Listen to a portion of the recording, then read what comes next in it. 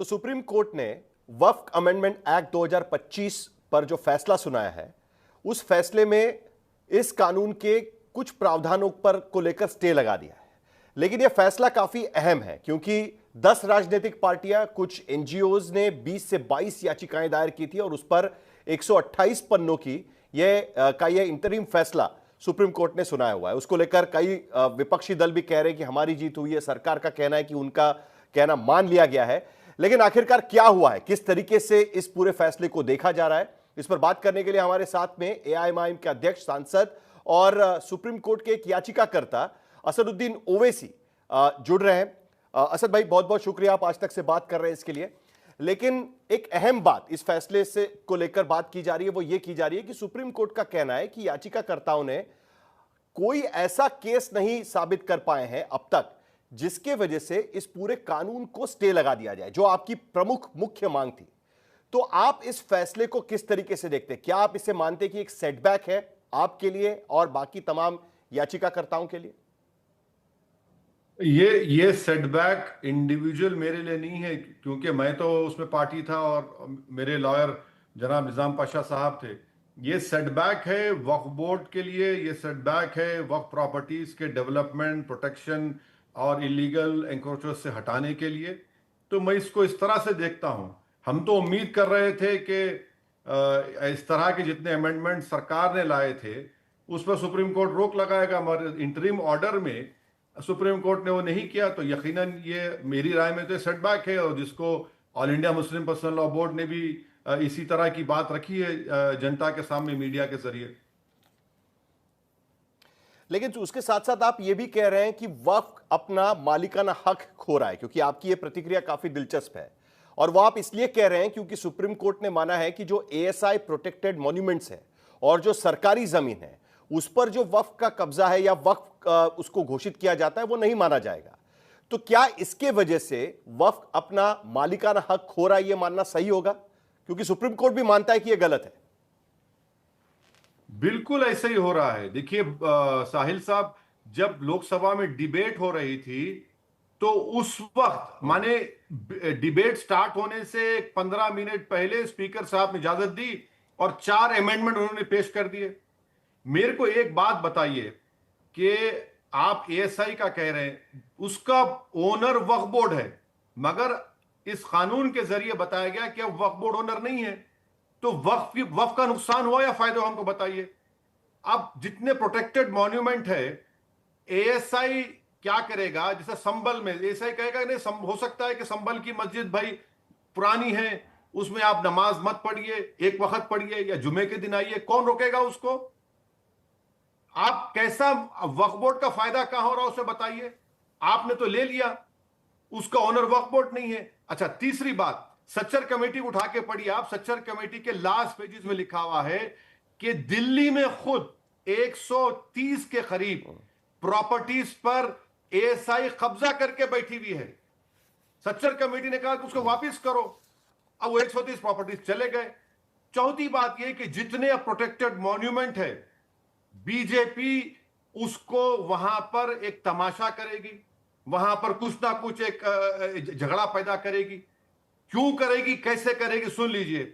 Supreme court ने stay नहीं लगाया नॉन मुस्लिम मेंबर्स पर।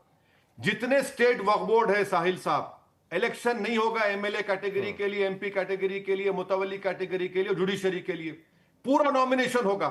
तो बीजेपी किसको नॉमिनेट करेगी? इम्तियाज जलील को नॉमिनेट करेगी महाराष्ट्र में, या फिर उनके जो लोग उनकी बात को मानेंगे और कंप्लीटली वक्फ को बर्बाद करेंगे उनको नॉमिनेट करेंगे? और उसके बाद जब जितने मसाजिद हैं, अच्छा वक्फ बाय यूजर का नहीं हुआ भाई। वक्फ बाय यूजर साहिल साहब, आप महाराष्ट्र से आते हैं, आप फोन करके लगाइए। ऐसे कई मस्जिद लोग बनाते, मुसाफिर खाने खानखा बनाते, अपने पिताजी मर गए, मां मर गए, उनकी याद में, वो रजिस्टर नहीं करते। तो अब आप रजिस्टर नहीं करें तो वक्फ किसके लिए बनाते हैं? अल्लाह के लिए। बनाने वाला मुतवल्ली, बेनिफिशियरी कौन है? मैं हूं, नमाज पढ़ने वाला। अब कल आप जाके तोड़ देंगे, नहीं रजिस्ट्रेशन नहीं हुआ, तो बेनिफिशियरी का नुकसान कैसे होगा बताइए। तो ये हमारे चीजें हैं, ये हमारे जेन्युइन कंसर्न्स। ये बात ठीक है कि आज की स्थिति में वक्फ की प्रॉपर्टीज में से करीब करीब आधे से ज्यादा संपत्ति जो प्रॉपर्टीज है वो वक्फ बाय यूजर के नाम पर है। लेकिन उसके साथ साथ सुप्रीम कोर्ट ने इस पर एप्रीहेंशन भी दर्ज किया है और उस पर सॉलिसिटर जनरल ने वादा किया है कि ये तो प्रोस्पेक्टिव इफेक्ट से होगा।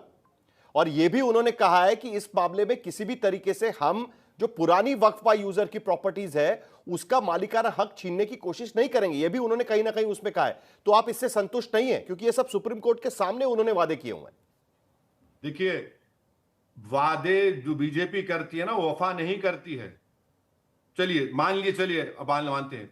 मैं आपको एग्जाम्पल दे रहा हूं, जितने वक्फ बाय यूजर हैं जो अभी रजिस्टर नहीं हुए, सुप्रीम कोर्ट ने कह दिया कि भाई 1923 से कानून है, तुमने रजिस्टर क्यों नहीं करा? अरे भाई, जो मुतवल्ली है उसका वेस्टेड इंटरेस्ट होगा, उसने नहीं रजिस्टर कराया, बेनिफिशियरी तो मैं हूं ना। आप उसको आप तोड़ देंगे, डेमोलिश कर देंगे उसको।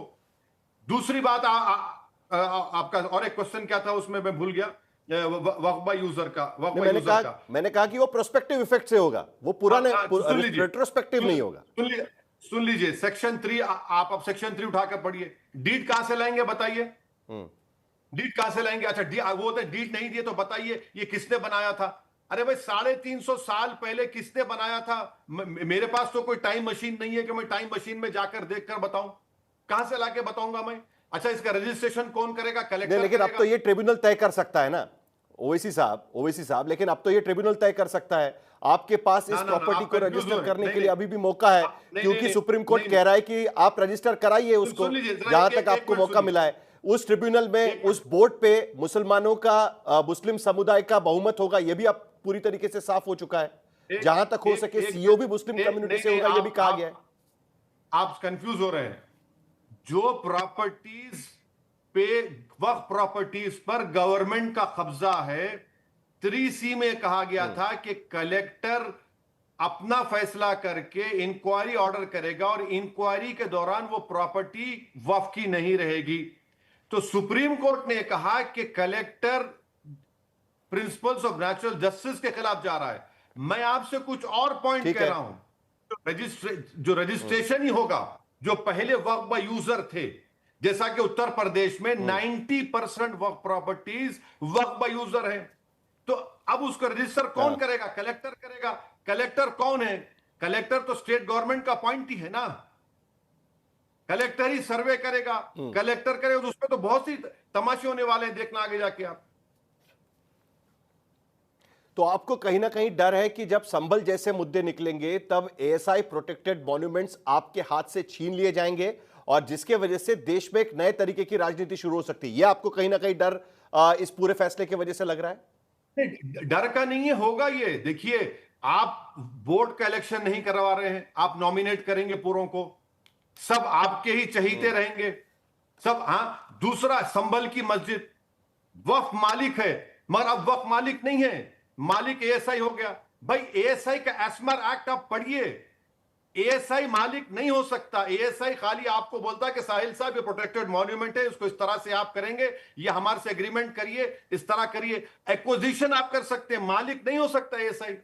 आप अब मालिक हो चुका है तो एएसआई उसमें बहुत तमाशे करेगा। बताइए, मैं तो मस्जिद को खो सकता हूं ना, मैं तो अपनी वक्फ प्रॉपर्टी को खो चुका हूं, मैं वक्फ बोर्ड का मालिक हूं, मैं तो खो दिया। सच्चर कमेटी में लिखा हुआ है 120 वक्फ प्रॉपर्टी, जिसमें मस्जिद, दरगाहें और कब्रिस्तान भी हैं, वो सब एएसआई कंट्रोल में है। तो उसको कौन रोकेगा बताइए? ट्राइबल एरिया का सुप्रीम कोर्ट ने स्टे नहीं दिया। मेरे को एक बात बताइए साहिल साहब, हमारे भारत की लोकसभा में हमदुल्ला सईद लक्षद्वीप का एमपी हैं, उनके पिताजी 9 मर्तबा के सांसद।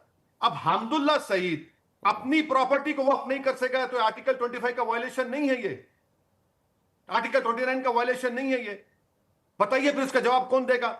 ये सब जो अफसोस की बात यह कि सेक्युलर पार्टी के लोग बड़े खुश हो रहे हैं